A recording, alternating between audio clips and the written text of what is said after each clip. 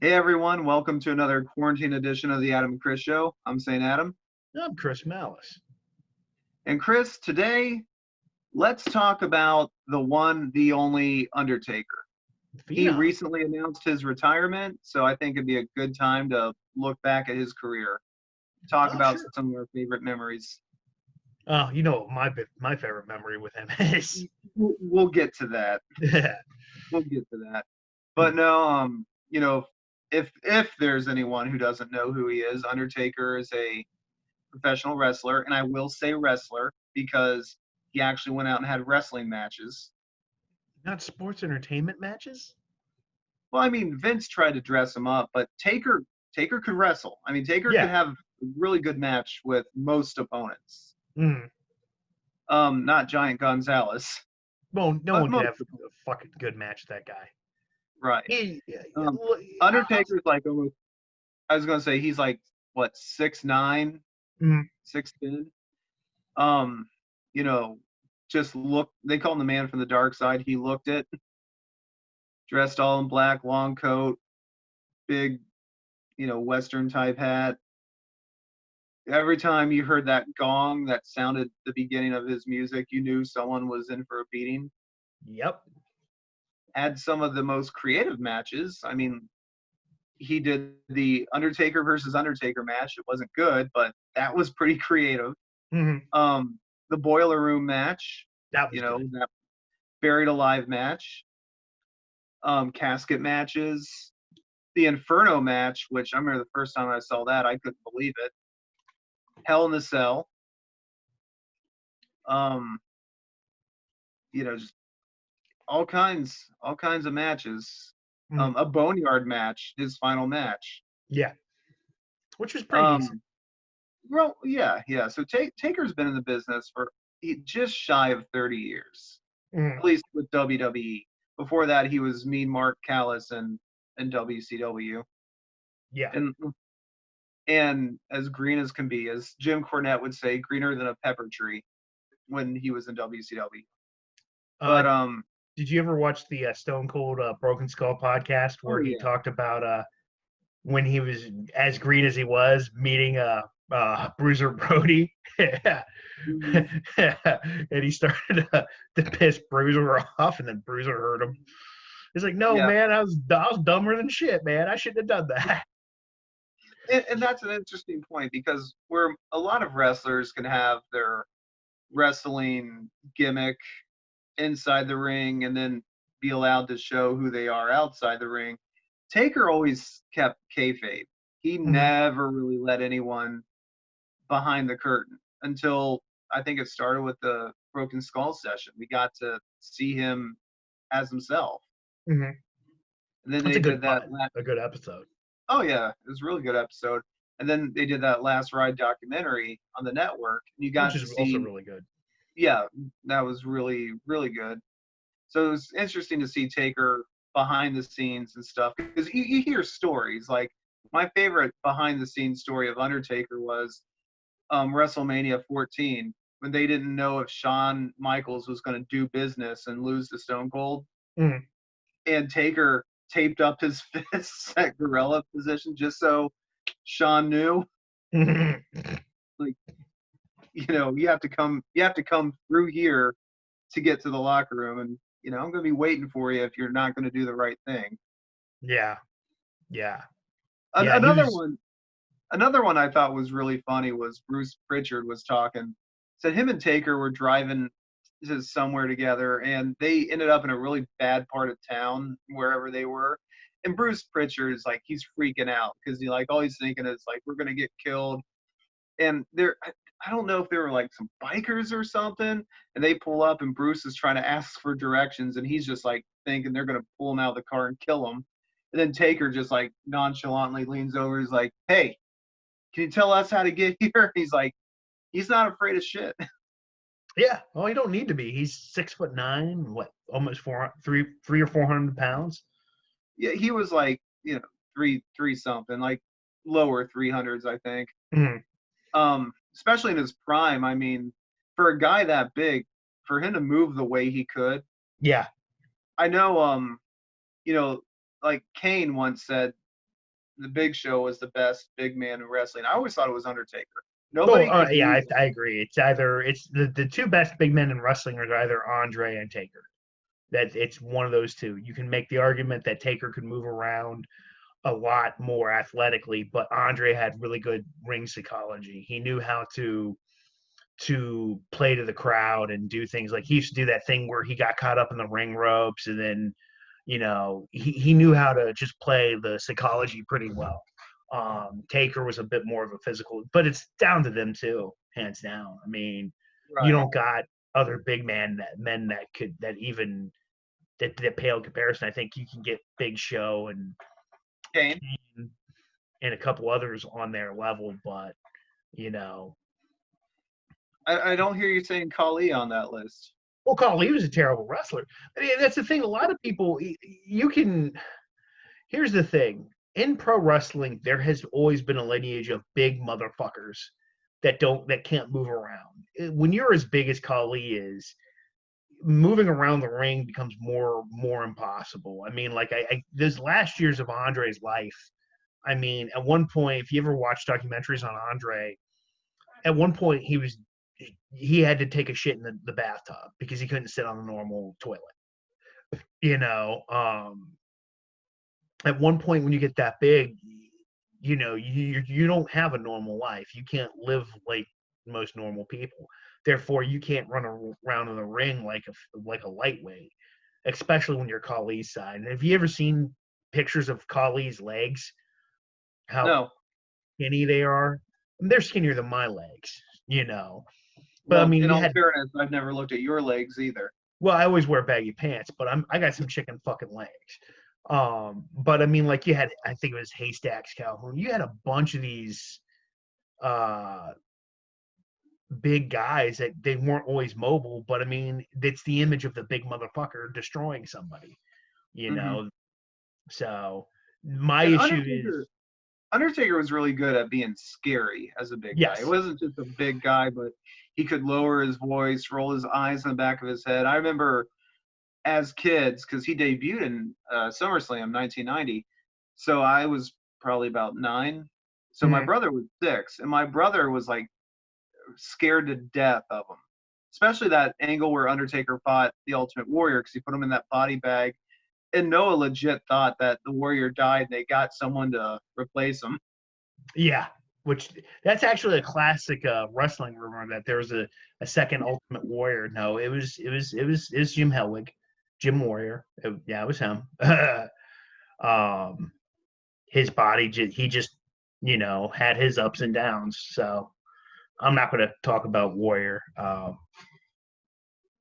I think his Uh, the end of his life was he did what he had to do, which was very good, but his track record's not the greatest. we could talk about Warrior at another time. Yeah, This is yeah. this is the Undertaker we're talking about, and Mhm. we all have those favorite Undertaker angles. There's like they were so memorable. No matter who he was in a feud with, you always remembered they did something special with the Undertaker. Mhm. Be it again Hell in the Cell, or the debut of Kane, which was at the first Hell in the Cell. Then that whole feud with Kane, his Mhm. long lost brother. Um, you know, the Ministry of Darkness. We don't need to talk about how that ended, but we remember the Ministry of It's Darkness. me, Austin. Man, Um, Vince McMahon ain't settle about a goddamn thing, is he? no, no, he's not. But no, like, who do you think Taker's best opponent was? Well, my favorite wrestler, McFoley. Um, Yeah, I my think that may, view when Taker with Taker and Foley, I think they're a good parallel towards each other. They're both horror movie yeah. monsters. That's what they Well, are. I mean, I always thought that Mankind feud when Mankind first came in. We're talking about the more crazy Mankind, not when he became more of a comedy character, but when he was like a legit threat. I thought like that was like a you actually thought the Undertaker was gonna lose in this fight. Like you actually thought here's someone that could be creepier than the Undertaker, more unpredictable than the Undertaker. Yeah, yeah. And I think Foley was probably his best opponent. That's not to say he didn't have other great opponents. I mean, hell, him and Shawn Michaels at WrestleMania probably put on one of the best, if not the best, wrestling match. Taker has put on most of his best matches with Shawn Michaels. So, and Hunter. So, Yeah, Triple H. You know, those he's wrestled Bret, he's wrestled Austin, Angle. I don't think there's anyone really big name wise that Taker hasn't wrestled with. Brock, you know, even we can talk about Goldberg. he's fucking horrible. Here's the thing about Brock. What with Taker was he was the big measuring stick to say that Brock is a bad motherfucker, because each time he went against Brock, Brock pretty much handed his ass. Remember that Hell in a Cell match? He fucking Yeah, dominated it. You know? that ring was soaked in blood by the time Yeah, that match was done, which is yeah. surprising because Vince always had a thing against blood. So to have that much bleeding going on in the Mm. ring, that's Orton. He did great business with Orton. Edge. Um, yeah, oh yeah, that Edge feud. yeah, it was Um, great. uh, I mean, and yeah, I remember when he came back as the American Badass, or as we called him, the Underbiker. Yeah, yeah, yeah. And now I didn't hate the American Badass gimmick, but I wanted classic Undertaker. That's why, WrestleMania 20, I love the build up with him and Kane. You can say whatever you will about the match itself, Well, it was a squash but match. the build up to it was Yeah. excellent. The entrance was excellent. And that's another thing about Undertaker. He had some of the best entrances at not only WrestleMania, but just anywhere.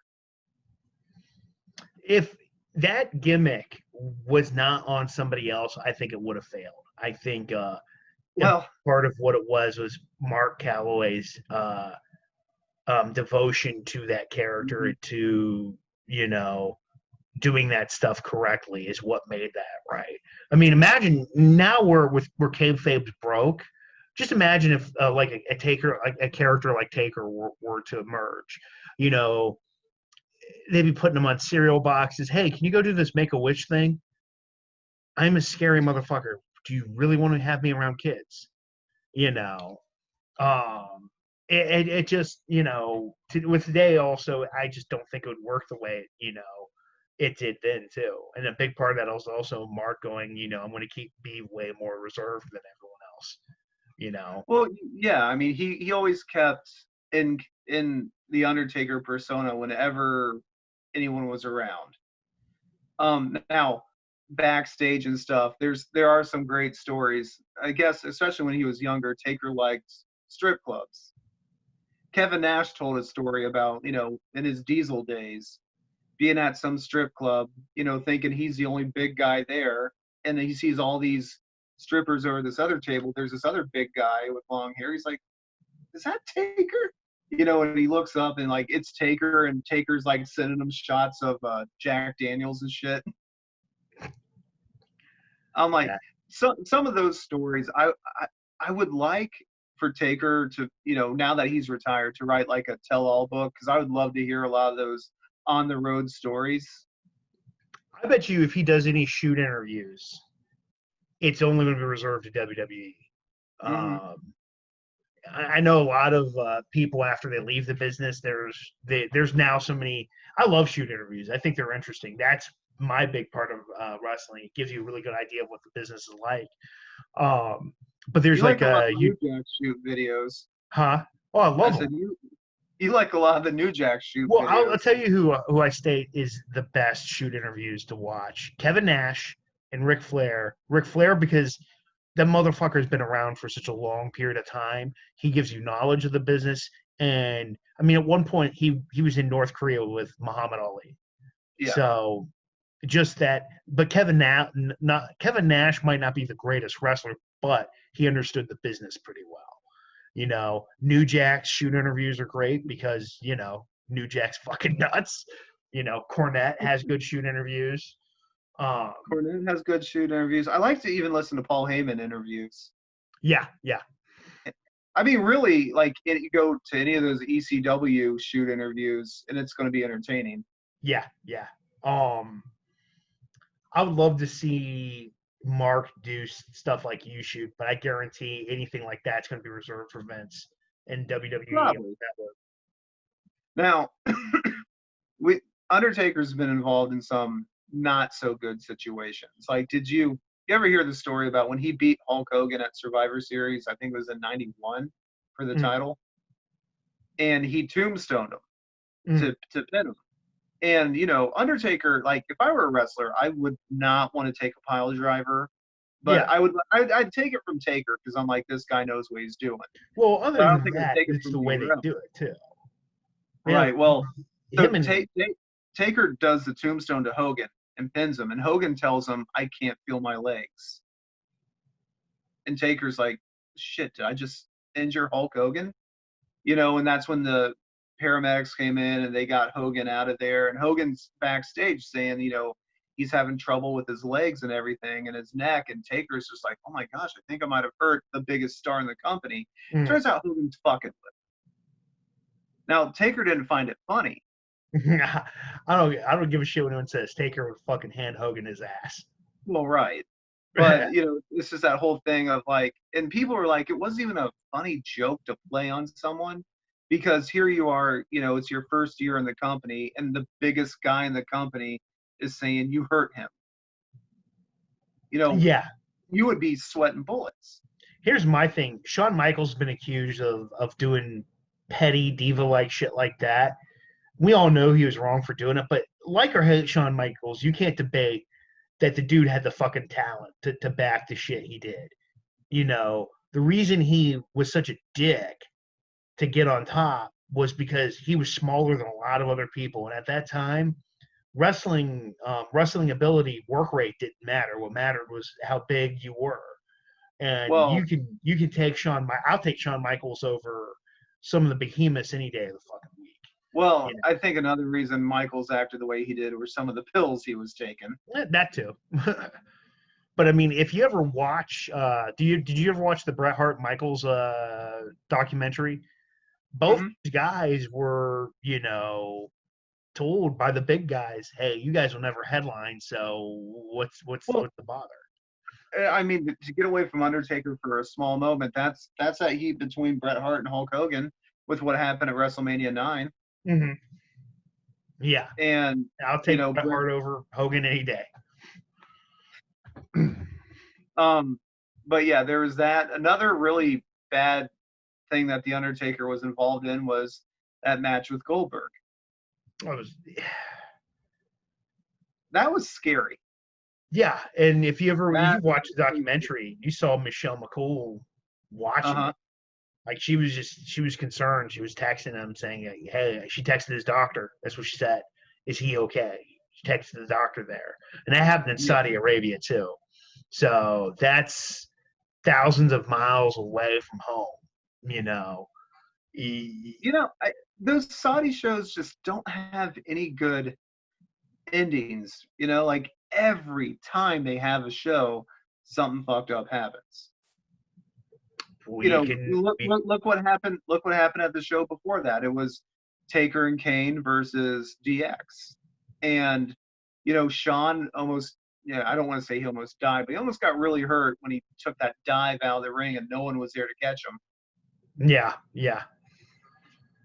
Oh, But but Taker at least will understand. Hey, this wasn't a good match. That's why he's so against that dream match with Sting. He's like, yeah, at one time that would have been great, but I think it's best for everyone if we don't have that match now.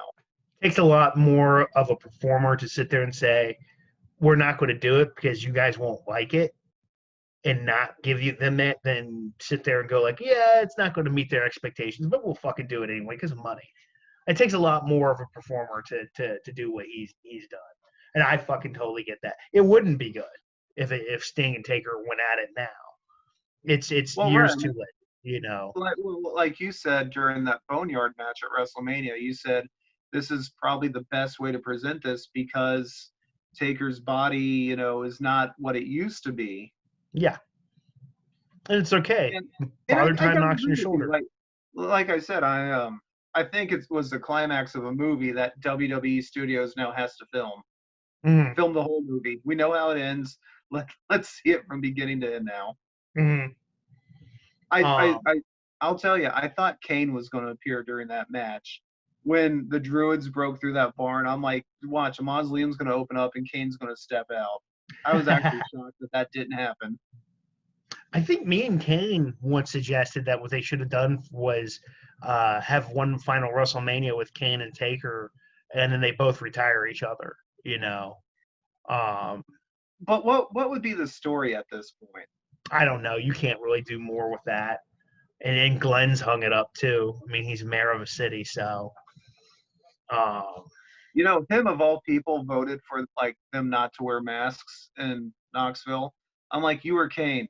If anyone gets wearing a mask, it's you. Don't vote no on that.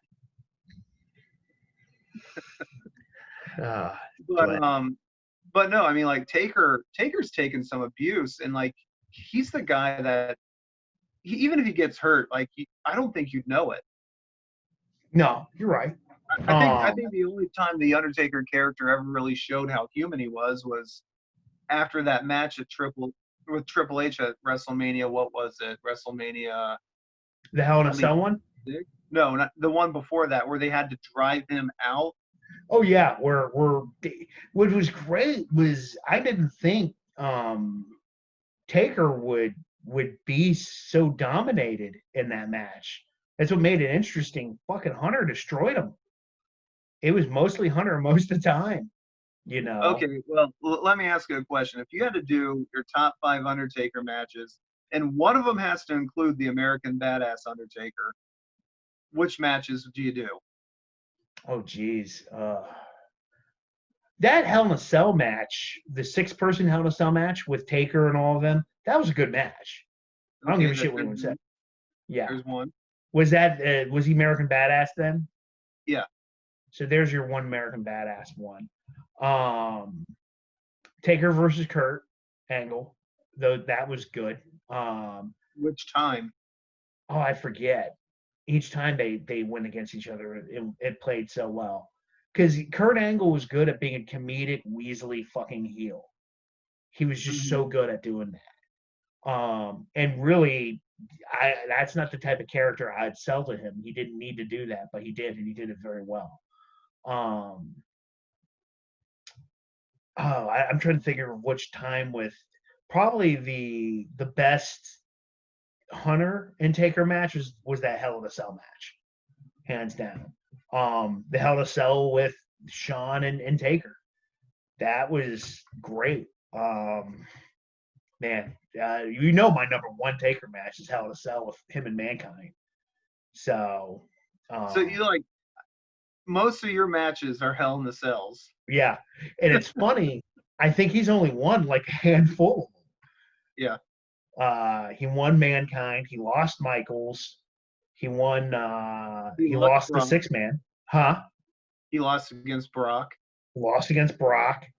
Um, yeah, He lost in that 6-man one against Angle. right. That was a killer match. That was one of the highlights of that year. Everyone did very well, but you had the 6 best people in the company. You Well, know, see, if I had to go top 5 Taker matches, I'm gonna go the first time he fought Triple H at WrestleMania 17. mm, Um, let's see. There's so many of them. The Boiler Room match with Mankind. yeah, that I one was good. I thought that was just excellent the way they presented it. Um, I want to say there was a SmackDown taping where him and Angle went at it, and Kurt Angle said it's his favorite match of all time. It's on that Undertaker DVD I have, Mm, so that was pretty good. You know, I can see why you'd say Undertaker Mankind mm, because Mick Foley even said Taker led him through it after he fell through the ring. He doesn't remember anything else yeah, after that. So Taker had yeah. to lead him. That's how good Taker was. But I'm not going to say that one.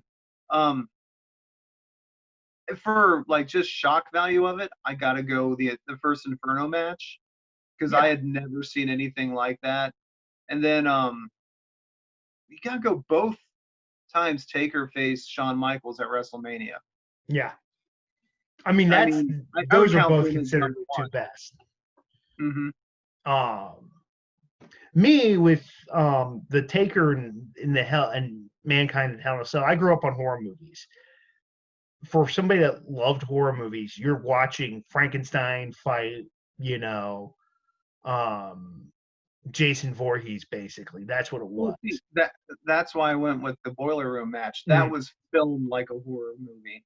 Um, that's one of the few things that because I really want it was like I think halfway through my high school life beforehand, I wasn't really into wrestling. That was one of the things that got me back into it, got me into it, you know, was that watching Austin. Um, but it was all Foley. So, Yeah. Um. So, do you think we'll ever have another wrestler be so iconic as the Undertaker? I think they're the only two that I would think in the WWE that could do that. And the problem is, like with Bray Wyatt, I like what he does with the Firefly Funhouse and the two different the fire, that and the Fiend. When they bring some of that shit into the ring, that's where I kind of go, you don't need to be doing that. Well, I'm the fine with problem them with building the problem Fiend as the problem with the unstoppable. Fiend, the problem with the Fiend is the booking. You know, Mm, they his debut was excellent, but then they did that Hell in the Cell match with Seth Rollins, and they booked yeah, themselves into a corner. yeah. They should And never have done that. I don't think he's recovered from that, really. I mean, I know they ended up putting the belt on him, but then he lost it to Goldberg. Yeah, and I don't think he should have lost to Goldberg either. Right. Um, but Bray, yeah, I could see if they booked the Fiend right, if they took the time and the care like they did with building the Undertaker up to the level he was eventually at, if they do that with the Fiend, I could see that. I could also see it with Balor as the Demon. Yeah. Don't do Balor. I mean, I don't think they have for a while, but when they do the return to that, only book Demon Balor for like the big matches in his career. Hmm. Don't do it every pay per view. There was a time where they were doing it every pay per view, and I'm like, this just doesn't work. Yeah. I also think Aleister Black, uh, Yeah. he could be one of them too. Before Taker announced his retirement, I thought he would have a match against Aleister Black. Yeah, I would have loved to seen that, but I mean, Mm-hmm. again, what I've learned through the last 5 or 6 years, most of the fantasy dream matches don't end up meeting what you think they're going to be. I mean, how many times we had Brock and Goldberg in 3 matches? Only one of them was good. You know, one was embarrassing, the other was a squash, and only one of them was watchable. So, and that was one of those dream matches that people wanted to see. So, um, well, he's retiring. He's done. Yeah. I liked the Last Ride documentary. Um, Michelle McCool's a really sweet wife. Mm-hmm. Um, she seems very patient, um, and very supportive. Taker's very. It's weird when you watch his interviews. He's very like subtle about everything. It's very like he doesn't like jump at crazy, slow talk, like kind of relaxed. I liked when he was he I think he's also his own worst critic. I thought the Roman Reigns match wasn't that great, but I mean, it didn't need to be something that put him down for such a long period of time, man. You know, sometimes you're gonna, put out a classic, sometimes you're not.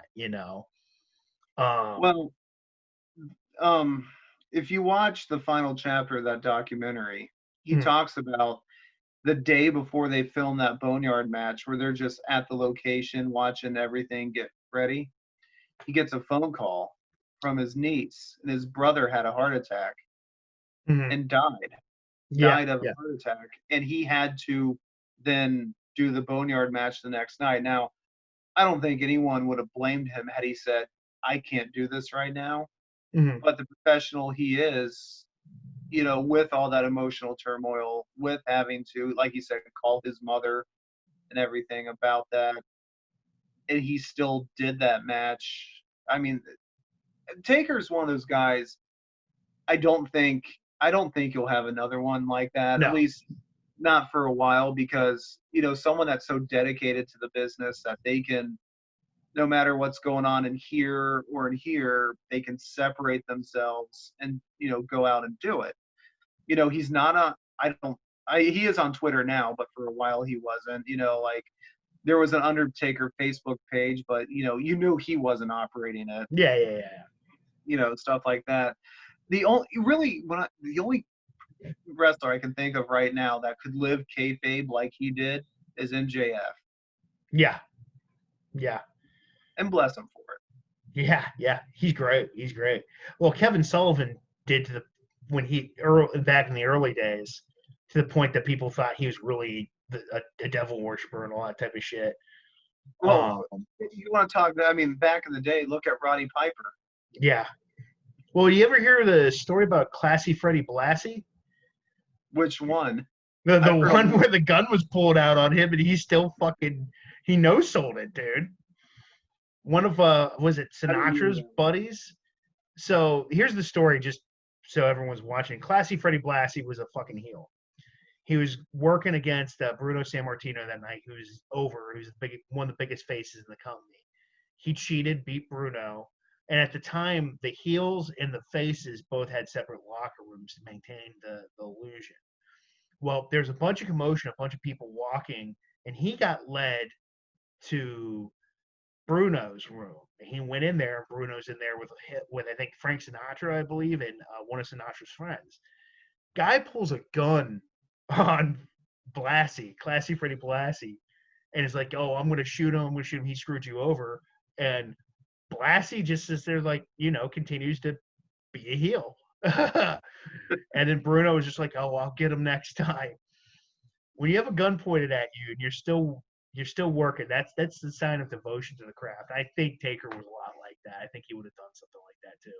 Well, in the Boneyard match, when he broke that hearse window and cut himself, that wasn't staged. That actually happened. And he Ooh. saw his reaction when he did it. He's like, well, isn't that a bitch? Was it just like an edge he cut himself on, or was it like Yeah, Goldberg like where? he hit it too hard and it broke and it cut his forearm. Okay, so it wasn't like real glass, like when Bill Goldberg put his fist. No, I mean I got the impression it was real glass. I got the impression he wasn't supposed to hit it that hard. It wasn't supposed to break. He was Oh, just supposed to hit and then keep going, and he just not think of his own strength, just hit too hard, cut up his forearm, and is just kind of like, well, that sucks. yeah. Must continue beating up on AJ. Well, again, like Bruce Pritchard said, double tough son of a bitch. Well, I love the shit he talked to AJ. Ooh, well, you a tough boy. Come on, this is what you wanted. That I'm that an old that, man, that Texan comes out when he's talking shit, man. It's right? great. Yeah. Well, I mean, there you have it. There's so much more that can be said about the Undertaker and his career and everything he's done for wrestling. I almost feel guilty. I feel like we should have had a wrestling roundtable with some other people to talk about it, but that video would have taken forever. Yeah, yeah. And I mean, that's not to say we can't do it somewhere down the line. Mm-hmm. But yeah, there you go. Usually when we recommend things, Chris, what do you recommend that's Undertaker related? I say go back and watch Hell in a Cell. If you're young and you haven't seen anything, it's one of the craziest things you'll ever fucking see. Um, it It it, really it is. uh-huh. I said it really is one of the craziest things Oh you'll yeah. ever see. The two bumps that Foley takes. Well, the second one wasn't staged. That Yeah. was an accident. That was not supposed to happen. I guess when they talk about it, I was just watching something. I guess Foley was just talking about it because he didn't know what was going on. Because at one point, Terry Funk came in and was communicating between Foley and Taker, and I guess when Funk went up to Taker, Taker's like, "Is he all right? Is he okay? You want to see if he's okay?" Taker, they asked him what he thought right after Foley fell through the cage, and he's looking down at him laying there. He's like, "I thought he was dead." Yeah, And I mean that's kind of scary, and you even hear the announcers, Jerry the King Lawler's like, "That's it, he's dead." yeah, And yeah. JR's like, someone stop the damn match because that wasn't supposed to happen. They did stop matches like that now. They Yeah, did. now, but not then. Yeah. If I had to recommend something, I'll recommend two things, because one we didn't cover was Undertaker actually had his own comic book, Mhm. which I actually have a couple issues of. I kind of recommend that. It was done by Chaos Comics that did Lady They're Death, a good and comic company. whoever wrote that got really creative with the Undertaker being like the warden of hell. Mhm. The villain of the book, he had the cheesiest name. He was called the Embalmer. Mhm. But I mean, they got some pretty creative ideas. I mean, Paul Bearer was portrayed as a scumbag. I can't believe we didn't even mention Paul Bearer in this video before now. Yeah, yeah. Paul, One of his the old greatest manager. managers. One of the greatest managers. Because his Him, personal Heyman, stuff and is really Heenan. good. Yeah. Um, but yeah, there's the comic book. Check it out if you can find any copies of it. It's wacky. Kane's in it too, Mhm. and Mankind is in a couple issues There you go. before he gets his own limited series. And then check out Taker versus Shawn Michaels, both times. Yeah. I Well, mean, have the those Hell to are Cell really match between them two, too. Have okay. Well, yourself a triple header. I'm talking about. Well, yeah, there's that. I think that match tends to get overshadowed by the Hell in a Cell match that took place after that, Yeah, yeah. and also it gets overshadowed because Kane appears and like just kind of offsets everything else that happened. Mhm. But no, so there you go. There's our recommendations for the Undertaker. Let us know what you think about Taker in the comments. What's your favorite match? I mean, this is a career that just almost spanned 30 years. You know, and if you like this video, give us a thumbs up, subscribe to the channel, follow us on the social media. We're talking Twitter, we're talking Facebook, we're talking Instagram. We got it up now. Yeah. Um, And we'll be on but Suicide Girls, too. we will. Yeah, I guess. Well, My there pictures you of have Hunky Me on there, too. okay, I'm gonna cut you off before you say anything that gets you in trouble. um, but yeah, from the Adam and Chris Show, I'm Saint Adam, I'm Chris Malice. and rest in peace. Rest in peace.